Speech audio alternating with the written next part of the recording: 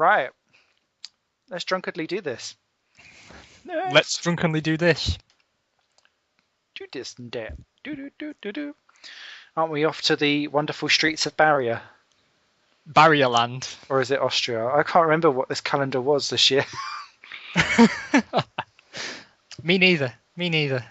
Let's be surprised wherever we end up. Just get on the plane. Mm-hmm. I still like these loading screens where it's slightly moving. I really do like the loading screens. It seems more enhanced when you've had a few, though, because it looks like it's moving in much more dramatic detail, which is probably not good for Monaco. Oh God, yeah, it's fucking Monaco, isn't it? Shitballs. Right. I'm so bad at this track. One last swig of cider. That's good. Sharpen yourself up. I'll say it can be a morning drink for the fact that once again we're facing the prospect of a Kamui Kobayashi-less season. I have a theory. Damn right. I do love a little bit of Kamui. I have a theory that, you get these fantasy Formula 1 games inside newspapers. Mm-hmm. I bet if you looked at the team picks made by Kamui Kobayashi's mum, she doesn't want him either. Because the guy can't catch a break. Nobody wants him. And for someone who matched Perez, and look at where Perez is now, beat blimmin' everyone in Caterham, yet still is the only person that appears to have not got Andre. They'd probably pick Andre Lotterer over him. And the poor little guy the little Spanish guy that came out on the Friday sessions in the last, Roberto Merri. I wanted to say Roberto Elf, and I was like, no, that's the wrong one. Right, let's do this. I've gone for the straight in the middle setup. I've gone 2 to the right. Oh, God. Because it can't possibly go worse than making a setup myself. That's my theory. Do you know, I'd really like to go to the Monaco Grand Prix. And I looked into it once. It's not as expensive as you think if you're prepared to stay with a drug dealer. But it just looks so crowded everywhere. I have been to Monaco when it's not. Have you? Grand Prix time. Yeah. It's true that if you look scruffy, they don't let you in. Did they throw you out by any chance? I'm pretty sure they wanted to. No, I got in with someone who had like an access pass on the window of his car because he was working as a photographer. Ah. And so, like, certain people are allowed access, but it does seem like they're quite picky about who comes in. And then it's like €10 or more for a glass of cola, and it's just completely ridiculous. No. I suppose if I went to Monaco and like drove there and then ended up on a hill somewhere trying to oversee stuff, then I would do it. I mean, I'd love to tell you more about it, but the truth is I have no idea what it looked like because it was so sunny and the buildings are all white and I'm from the north. Like, I couldn't keep my eyes open. Literally, my retinas were burning from the moment I arrived to the moment I left. I've completely forgotten how to drive this track, but I made it round without hitting anything, so impressive bonus stuff. Points for me. And I didn't lock it up during the last season when I locked it up into turn 1 for 4 consecutive laps and didn't set a qualifying time. Oh, yeah. Amazeballs. It does seem a bit weird about having... Did they have DRS at Monaco? They do have the DRS. Okay. But only in one place. Just down the straight. Yeah. It's not straight. Well, actually, no, don't they have it through the tunnel? No, I thought that was the place that they wanted to have it and then didn't. I know one game they had it there. I wonder if that would have been like F1 2010 or 11, like an early edition. Yeah, I think it was. I need more wing on this car. I'm feeling it now. I was very quick through the swimming pool chicane, but... Was it legal? I wish I could tell you that was on purpose. I just lost a shitload of time there as well. I managed to sideswipe the chicane with my side pod because I was going in so tight to the corner. You've Robert Kubitza'd it. Yep. Oh dear, that wasn't. I don't like swimming pool 2. It is a corner that I cannot get right, so help me God. Yes, You've got to use the DRS, Ben. Don't be shy. It's straight. Use the DRS. Oh, no. I can't be slower than Chilton. Come on. Ondely. I'm going like a beast. I am in the zone. Beasting. Oh! That was my front wing.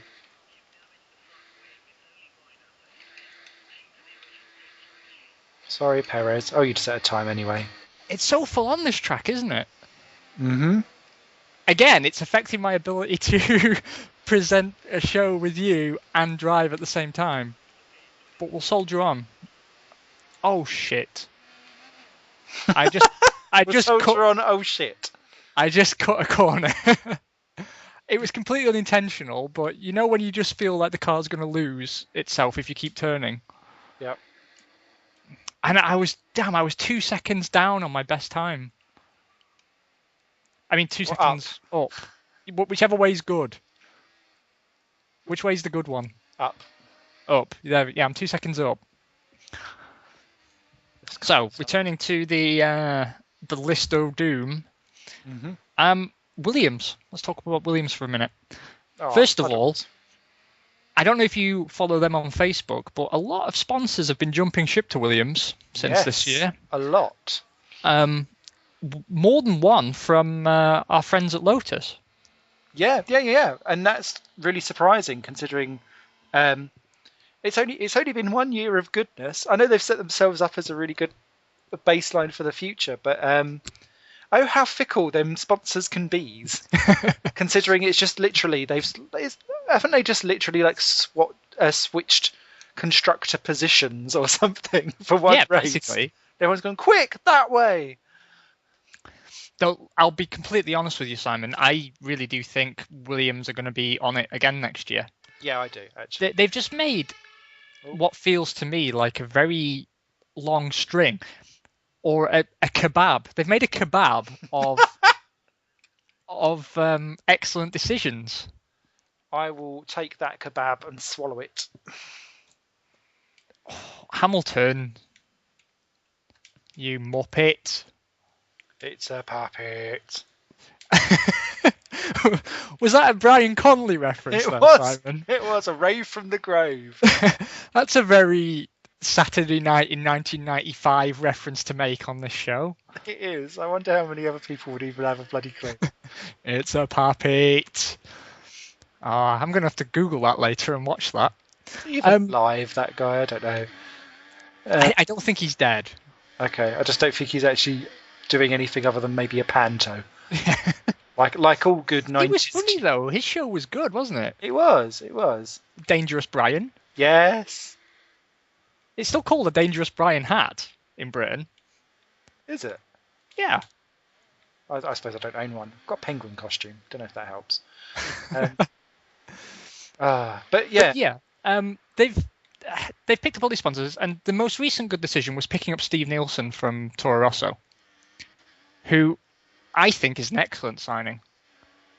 And just for people's what does he do?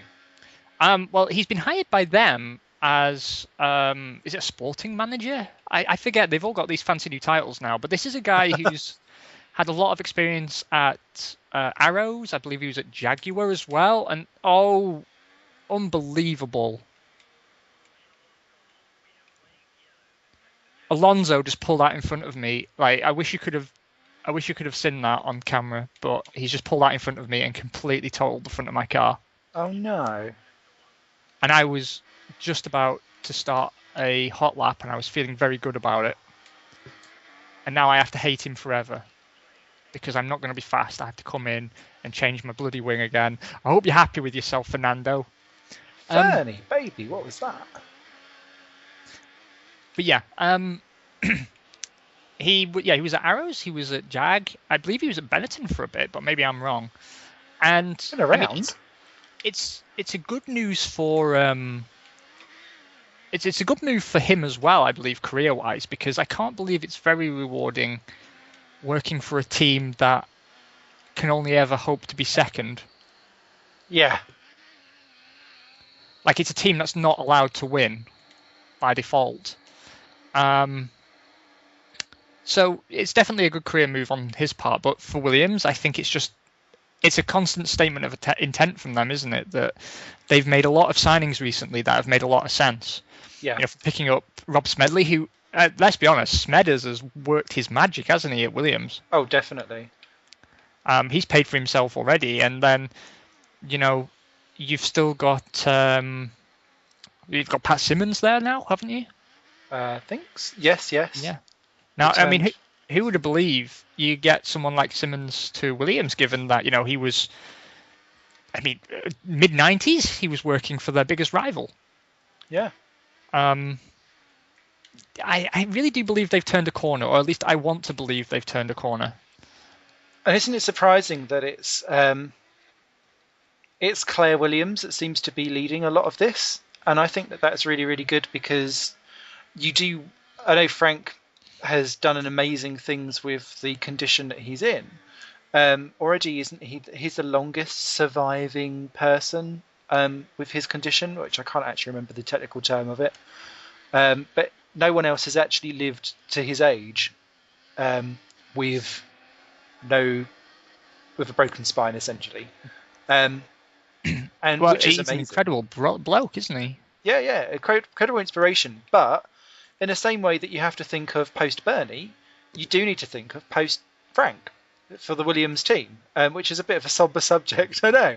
But you kind of think with Claire Williams in there, she's saying and doing all of the right things, and I couldn't think of. I think they're in good shape for a long-term future, which may not have looked the case a few years ago when she was busy taking over the helm, I think. Yeah, no, she's great, isn't she? I mean, she's obviously learnt well from her dad. She's clearly very talented, and it's one thing I'm very happy about is it's really great to see such a positive female influence on the sport. Definitely, because I know you've got Manisha Carlton-Byrne in at Sauber, but I don't get the impression she's very well liked. No, because lawyer, essentially, yeah. Nothing more than that. And lawyer with dodgy contracts, whereas she is a happy personality. You've got Susie Wolf in there doing the lady driver stuff, who did not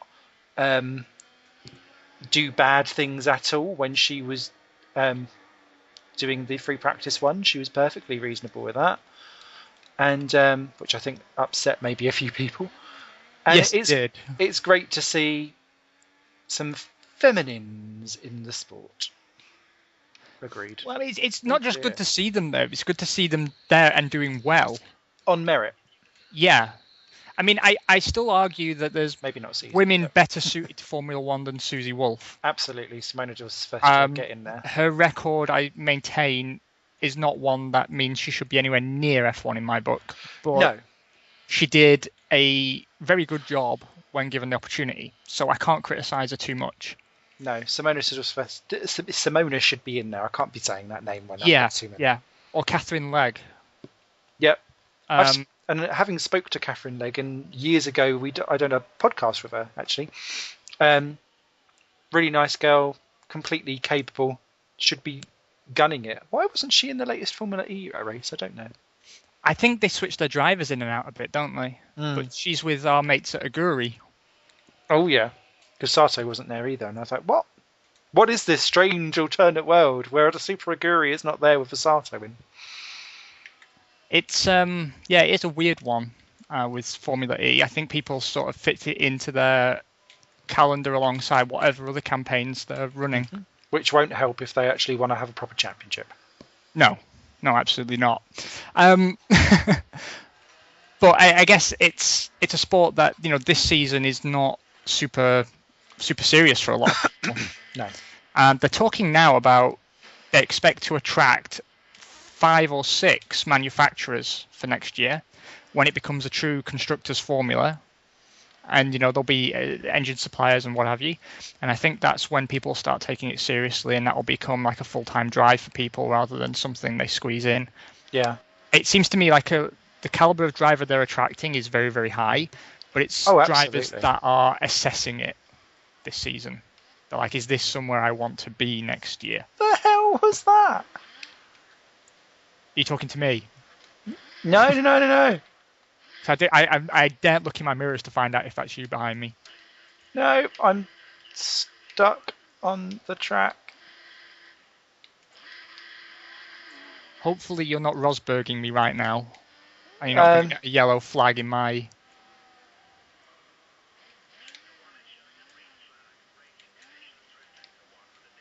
Oh no, it's Magnussen who's apparently second on the grid. K-Mags? I'm busy filthing out. In the Wu-Tang Clan? Oh no, I've just crashed again.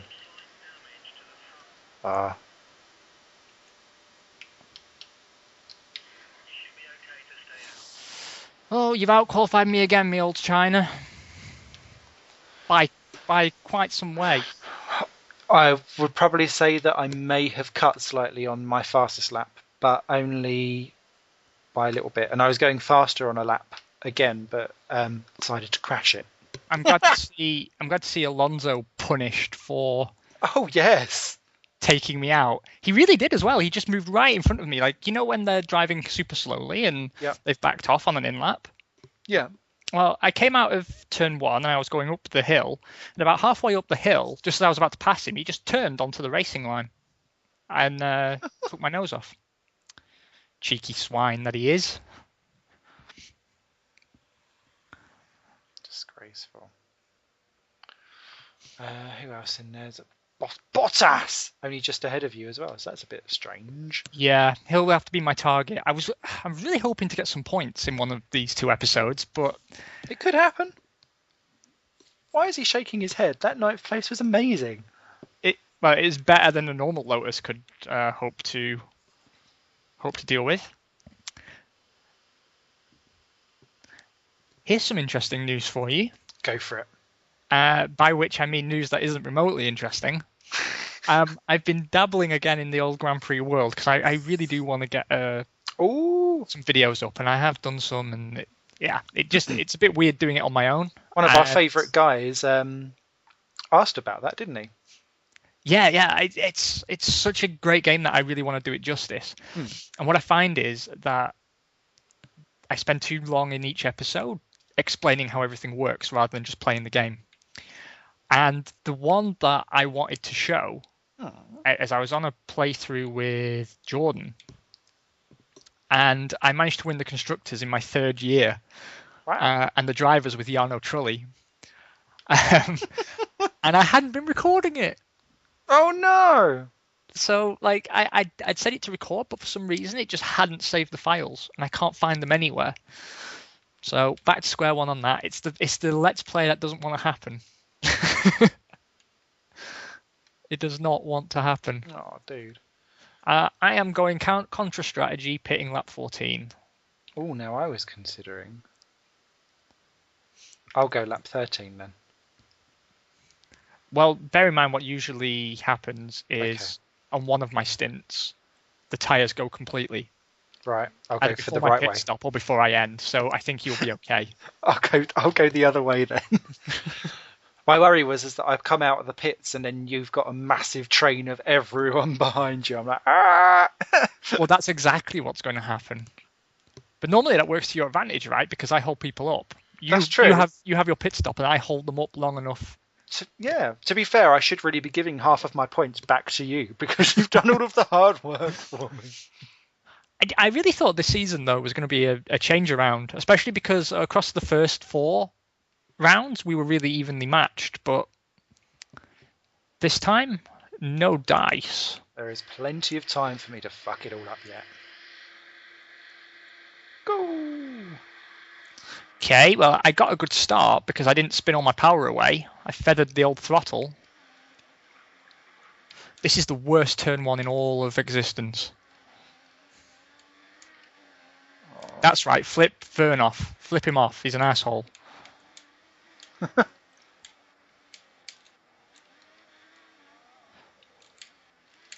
Oh, that was very nearly a massive accident. I had no right to make it through that corner.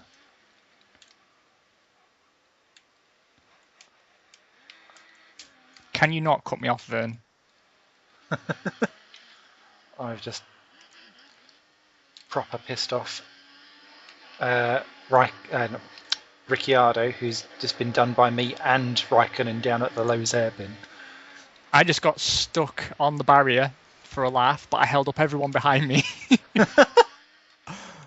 I can see there being a bit of a gap in the yellow blobs. Is that where you are? Yeah. Okay. I've just made it up though at the. Oh no, I thought I had, but they're just much faster at pulling away than me. Oh God, that second swimming pool thing. It's like it's a mission for me to take out that cone every lap. Yeah, I just noticed it wasn't where it should be. Oh dear, I keep smacking the insides of barriers. I'm a bit confused with myself. It is always interesting to watch your take on this track, though, Simon. I do like to watch it back from your view. To see all of my various assaults on apexes that haven't quite gone to plan. Well, there goes my end plate. It was only a matter of time. It's because I've only driven on the options so far. No, Vern, no. Vern, no. Don't be ridiculous. Vern, it's no. Okay, I'm glad we came to an agreement. That agreement? That he wasn't going to be in front of me. Yeah. At the end of this race. God, the barriers are very sticky.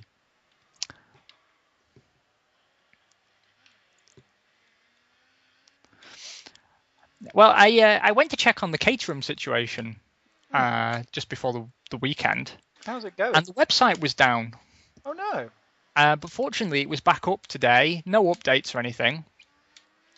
But I really was worried for a second there that it meant, oh, the website's down, the team's gone, and basically Finbar just had a holiday on that crowdfunding money. Well, yeah, because even the Pacific F1 team had their website going for about 10 years after they went under. In fact, I think it's still going somewhere. Someone's actually kept it alive. But yeah, I was really surprised actually. I can't. It might have been in a previous episode or not, or if I was just talking to someone in general. Mega surprised that they stayed on for the young driver test thing that went on at the end, because I'd have thought surely they'd have exhausted all of their money, but I suppose it's the last chance that they have to kind of say, hey, we're a completely capable F1 team, come buy us. Well, I think that's why the fundraising target was so much. I don't believe for a second that it actually cost £2 million to race that race at all. I reckon you could probably do it for $500,000, but they obviously wanted to pay staff and they obviously wanted to attend both days of the test and all that entails, which, fair play to them. They're trying to sell the team, and that's how you sell the team. Yeah. And of course, all of Mauritius stuff has been being sold at auction at the moment, which is all very sad. Who is going to buy that? I can only assume a madman. We're going to buy a racing car. It's not very fast. I just don't see. I just don't see how that makes sense. Can't get it round a car parking facility. What would make sense is buying the intellectual rights to their car for next year. Yeah, because we've already seen shots that it exists, don't we? At least design, I think. Exactly, and I can't understand why someone like Haas hasn't bought that, because it's bound to be better than whatever bullshit Dallara knocks together out of spit and duct tape. They're a company like Reynard and Lola who have built a reputation for building excellent race cars without ever building an excellent race car. Yeah.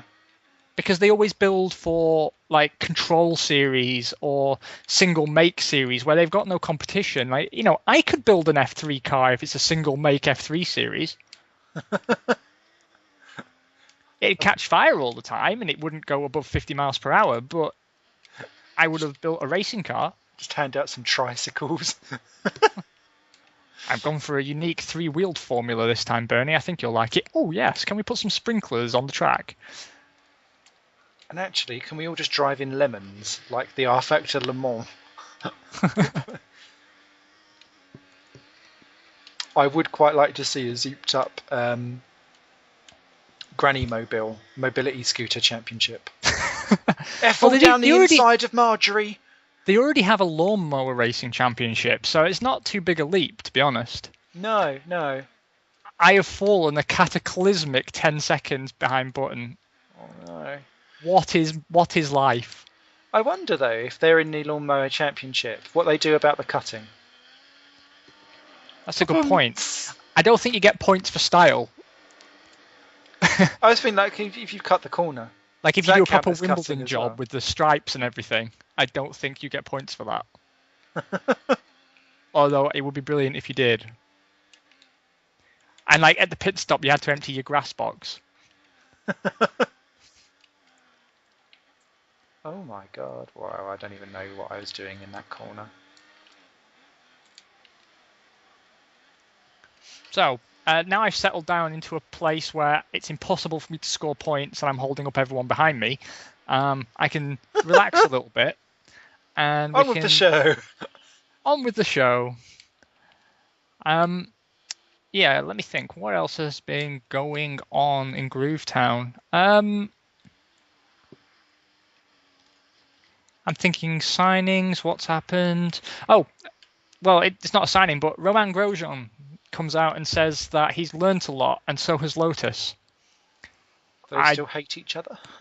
Yeah, I'm pretty sure that's true, Roman. I'm pretty sure you have learnt a lot, like how to lose gracefully. I don't think. Do we see them pulling it back for next year? No. I see them being better because they've got the Mercedes engine and they have a Pastor that's no longer crashing all the time and actually was matching and sometimes beating Grosjean towards the end of the year, which I think can only hurt Grosjean. Yeah, it doesn't do Pastor any favours. It just brings Roman down to his level. It does. And actually, if anything, I would have thought Pastor Maldonado at the beginning of this year was actually quite laughable, and it was a terrible situation because he was driving like a twit. The car was awful. It looked like they had turned up for a fun day at every race. But towards the end of the year, you kind of... Oh, honk honk. You can sympathise a lot more with him because he was much more graceful at losing together. Whereas Grosjean was more comical at the fact that he was just going, it's broken again, the wheel. And it's like, actually, you've just thrown it off this time, Roman. Because you're trying to overcompensate for stuff. Well, I mean, yeah. I get what you're saying, but Pastor still has the issue that he's not a team player and he has no concept of team. Exactly. I mean, I know you say like he's got used to losing together. I think actually what it is, he's just got used to losing. Because probably. This is a guy who like writes it off in practice and says, "Oh yeah, it's no big deal." It is a big deal. It's guys that would previously have been in the hotel relaxing, working through the night now to repair your chassis. You know, gone are the days of the T car, or the Maldonado model, as it would be called. It's a case of you have to fix this, and you have 18 hours to fix this. And a normal driver these days, you hear them, even someone like Vettel, on the rare occasions he's made a mistake in the last 4 or 5 years, he will say sorry to the team when he's talking to the press.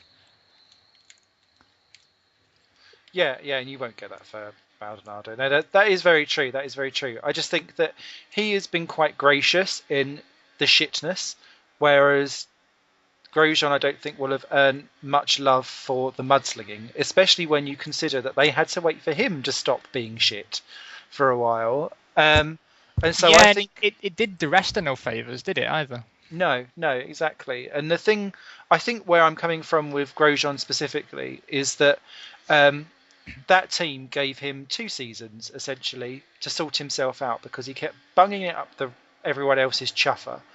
and if he was driving within himself, then he was slow. And it's taken him a while to kind of crease that out. And then the season have a year where they're doing the same thing, and suddenly it's no longer acceptable. Whereas the team could quite easily say, well, we've carried you for 2 years, mate, in a lot of cases. And I don't know, I'm still not sold over Grosjean's huge talent for big things. And I don't know if that's because we've then seen Raikkonen absolutely trashed since. And actually, I could argue that Maldonado hasn't been millions of miles away. I don't know. What do you think? I think some of it's the car. I do believe Grosjean is a huge talent. I believe he's got the potential to win a world championship if he's given the right car. Whether he'll actually ever be given the right car is open to debate. But I must respectfully disagree with you, my esteemed colleague, on Lotus making a comeback next year. Ooh. I don't think the power plant is enough. The car this year, aerodynamically, was a piece of crap. And if you look at, people like Gary Anderson was tweeting, I can't remember which circuit it was, but it was towards the end of the season when you would expect them to have made things a bit better, saying that he could see the car lurching and jerking under braking in a way that says it's very aerodynamically unstable. What I'm waiting for, though, is their car launch where they do their trademark of coming out with some crackpot idea that no other team is trying. Like the year before, it was forward-facing exhausts. Yeah. Then this year, it was the twin tusk barn pot design. This year, I'm wondering if they're going to try like turning the wings upside down, Reverse rear wing or something. Yeah. Or, braking using only parachutes. There's got to be some madcap idea that they think this is going to be the next double diffuser. Because that's always been Lotus's downfall to me. Since, I always think, they've had some really good cars in the last 3 years or whatever, but I always get the feeling they could have been better if they hadn't been pissing around looking for this next big idea. And instead focused on just making a solid car. Does that make sense? Yeah. Am I talking bollocks? No, it does. It does. And it's that line of innovation versus it's okay, really. Well, if you take last year's car, right, or was it the year before, with the forward-facing exhausts, that car was actually a fantastic little car. And I can't help but think, well, instead of spending all that time and resources on coming up with the idea for forward-facing exhausts and then building the car around that, what happens if you just built the car? I understand why they do it, right? Because, the team whose name they've stolen, they came up with, they basically mastered the Venturi effect to get ground effect cars.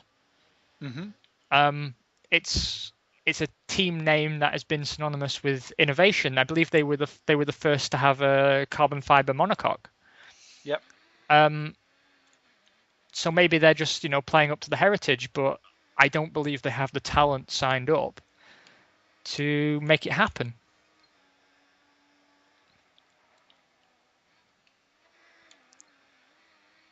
I'd agree with that.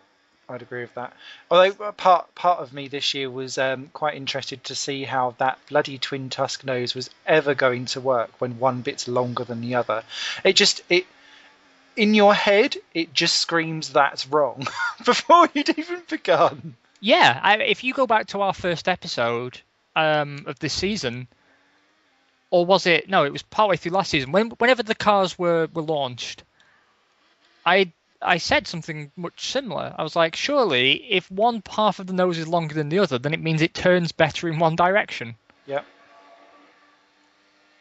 You don't need science to back that up. You just know it in your head. So why don't the guys at Lotus? And didn't they do a test, actually, and they found that actually by sticking a normal nose on it, it made no difference. But I wonder if that was really true. Yeah, that's a face-saving thing, isn't it? Well, actually, I believe the normal nose made the car slower, didn't it? But that's because this car they were testing it on was built around the nose. Yeah. Because they build around their innovations, even if their innovations are crap. But I mean, we've always seen actually that I can only think of one revolution in nose design that ever paid off, and that was Harvey Postlethwaite at Tyrrell coming up with the anhedral nose on the I'll get the year wrong, but it was the first Tyrrell to have a high nose, and that's the standard we've had basically almost ever since. Until it was forced to drop him. Yeah. And that's it, because if you remember in the early 2000s, we had Williams trying the walrus nose. Yeah, which looked pig ugly.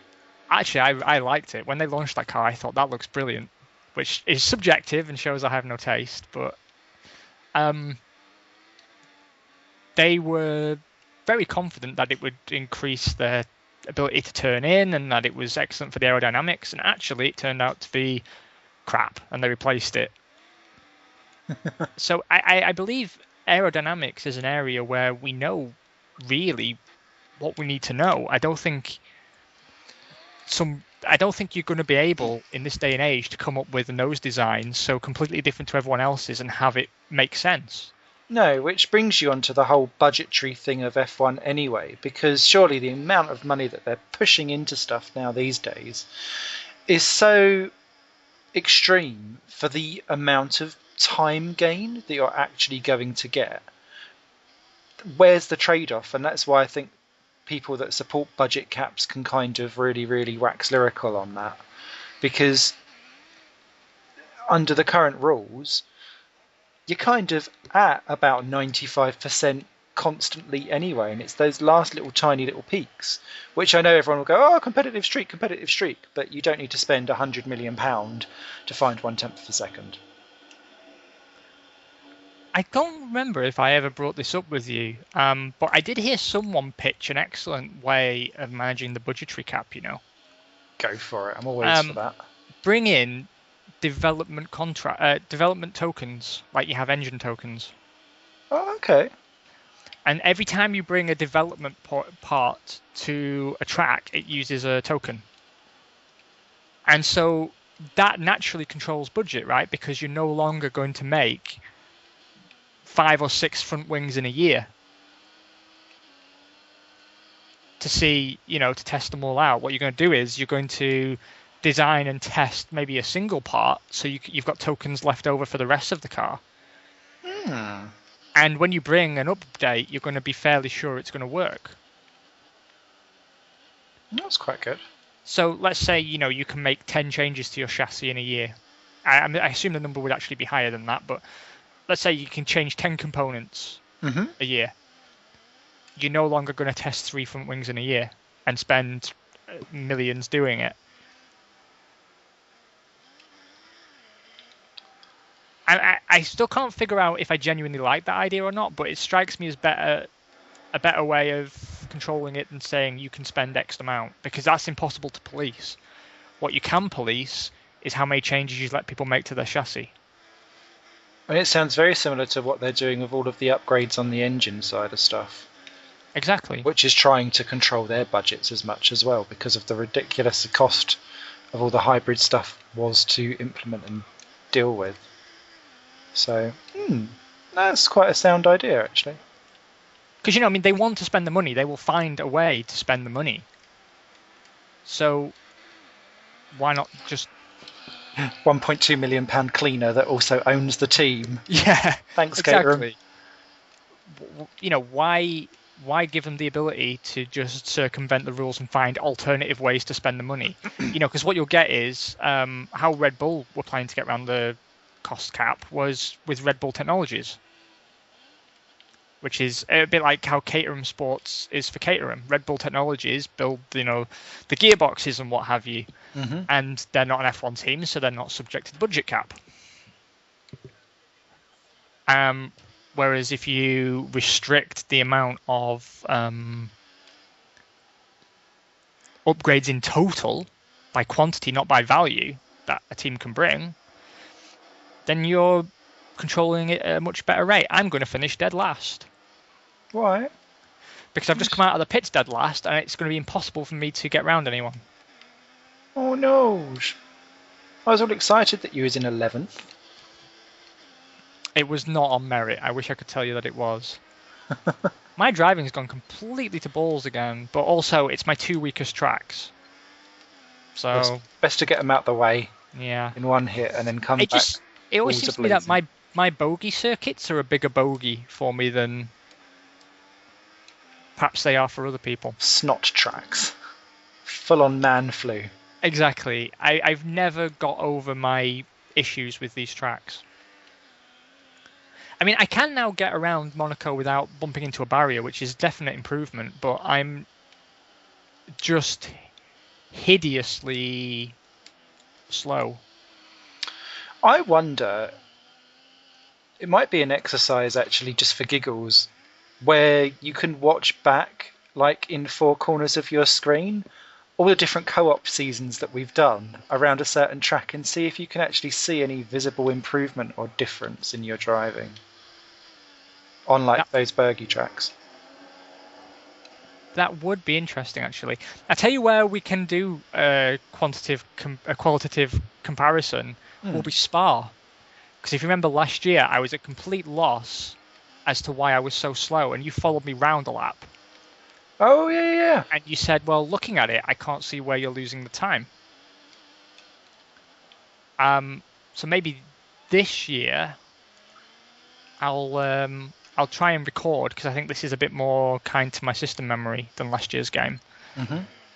And we can sort of pin it onto the video and see if we can't... Sorry, I'm in a sandwich between Gutierrez and Verne, and it's not working out well for me. That's not a sandwich I'd wish on many people. It's a Ferrari test driver sandwich. God, yeah, it is. Clearly, you are destined for red, my friend. Maybe in terms of a Bloody bankruptcy nose. lawsuit, but...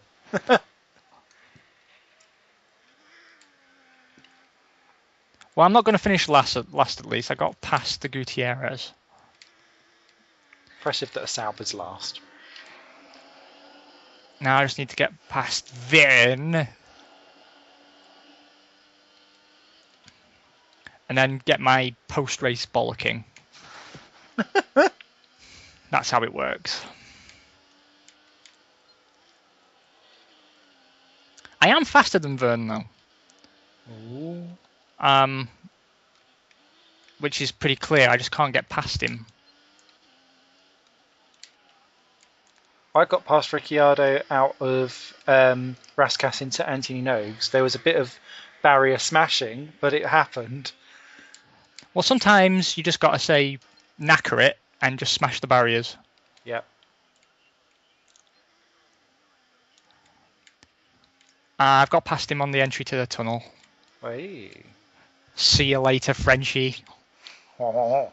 It's been far too many races since I've made a comment about one of the French drivers just for being French, so I felt it was time to bring that back.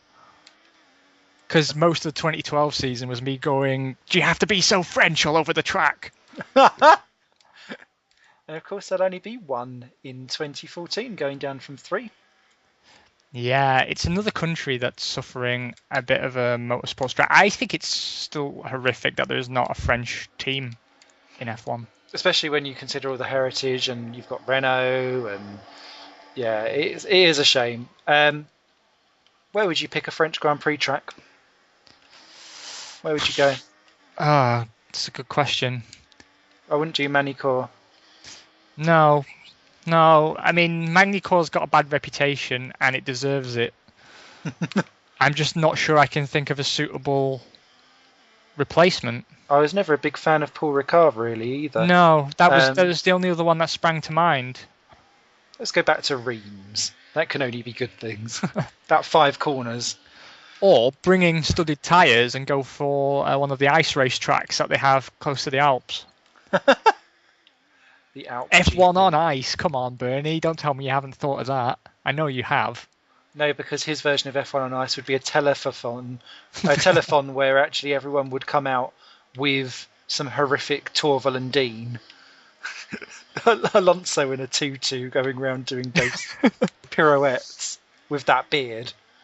I tell you what, Formula E fan boost. I'm surprised Bernie didn't come up with that for F1. To be honest with you, that's got him written all over it, hasn't it? It has. Charge people to text in. Yeah. I suppose actually it's social media-y, and he doesn't. As he's come out and quite blazingly said, people on social media and young people don't have the money, so therefore he's not chasing them. Thanks for just ensuring 100% that F1 is a business and not a sport. But what he does forget is that little kids are naggy little shitbags, and they will nag the people with the purses to go and buy said things with their said budget. Or vote for things on a contract phone. So they made a kind of quiet big thing, if quiet and big are able to be said like that. God, that was a terrible line. Where they've now started that join the conversation #F1 Malaysia or whatever it is. But it's such a feeble little attempt to include the audience. Yeah, I don't understand his attitude on that. I guess it's just that he can't understand how to make money out of it, and that's why he hates it. Yeah. Oh, I've just got 2 penalties. How did you manage that? Apparently I cut the corner, but I really didn't. And then one for causing a collision with Marcus Ericsson. That wasn't a collision. For goodness sake. I don't think I've ever finished a Monaco Grand Prix without at least 2 penalties. So it's good to keep the tradition. Where are you? Don't you also have a poor finishing record here? I do, but I'm on the last lap and I'm in 5th, so shush. Shush while I go around this final sector, because there's enough cars to put me back to 11th if I get it wrong. Don't be giving me your northern spirit.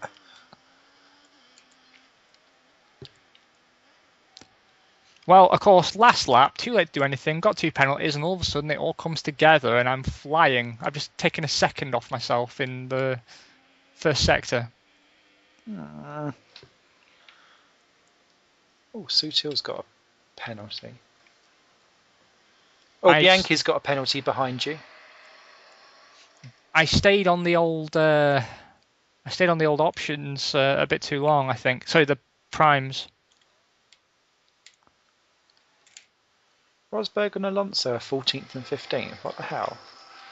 Yeah, I've just noticed actually Alonso's 15th. I wonder if they got stuck on the barrier. Ooh, bank. Ooh. Oh. Oh. You saw that, didn't you? Mm-hmm. It's because you were watching me. I could feel your eyes on me. That's all right. Bump the. I want. Oh dear. It's all going wrong now. You're watching me. Oh. Now you're watching me. Of course, it just goes all over the place. You won't be last though because Gutierrez got lapped, so it doesn't matter how shit you were. You were going to be. Oh, I'll take it. 21st is good. Good lap time as well. 21. You was only 2 tenths slower than me on your fastest. That's really good. Yeah, but I couldn't string it together. Actually, there is only 2 cars on track faster than you and me. We got skills. Oh no, you're one of them. It goes Vettel, or you, Vettel, then me. In terms of best lap. Well, I think we rock it. But I could not string it together to save my life. Wow. Well, it was a delight and a pleasure to be back. It is, and we'll continue on to keep you amused during the off season. You was the only person to go on a different strategy in that race as well. That's surprising. I walked this difficult road alone. So northern.